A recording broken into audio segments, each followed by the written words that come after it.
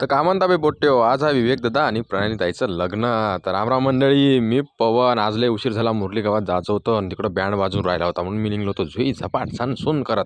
आणि गावात पोहोचल्याबरोबर तिथं नवरदेव ते निघलाच होता. मी म्हणलं आता नवरदेव आपल्याला पैसे देत नाही, पण नवरदेव म्हणायला चांगला होता म्हणून मी रपकन मावाल्या गाड्यांमध्ये शिटा भरल्या ना आपल्या यवतमाळच्या दिशेने निघलो सरळ झुई झप करत.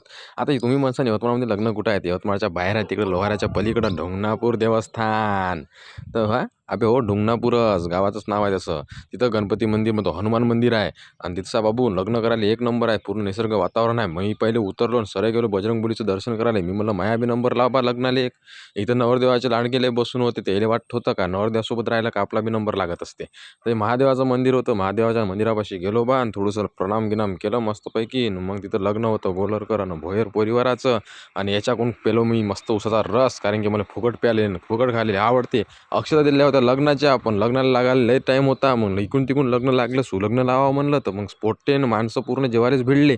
मी काय थांबतो, मी मग ताट घेऊन घेतलं रपकन आणि पूर्ण ॲटम बिलकुल भात डाळ भाजी वांग्याची भाजी पोळी भजे पापड गुलाबजामुन मस्त थंडागार मट्टा ह्या घेतला आणि पहिला ताव ठाणला बाबू गुलाबजामुनवर. एका घासामध्ये पूर्ण गुलाबजामू पोटाच्या अंदर भजा. जेवण तर इकडून तिकडून मायावाला झालंच होतं. मग इकडं माकडं लय त्रास देत होते बा ह्या मंदिरामध्ये. नवरदेव नवरी निघले भाऊ, आता मी निघतो माझ्या घराकडं. व्हिडिओ आवडल्यावर शेअर कमेंट आणि लाईक करा आणि फॉलो करा.